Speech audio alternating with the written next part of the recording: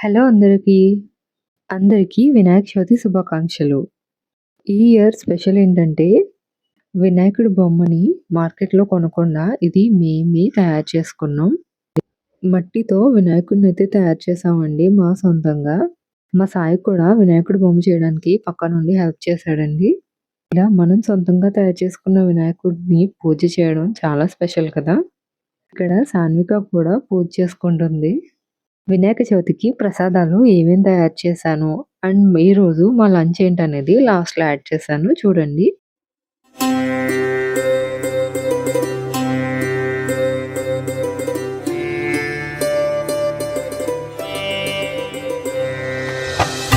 మా ఇంట్లో వినాయక చవితి రోజు పూజ అయిపోయిన తర్వాత పిల్లలవి బుక్స్‌కి ఇలా స్వస్తిక్ మార్క్ వేసి దేవుడి దగ్గర పెట్టి పూజ చేయడం మా ఇంట్లో అలవాటు.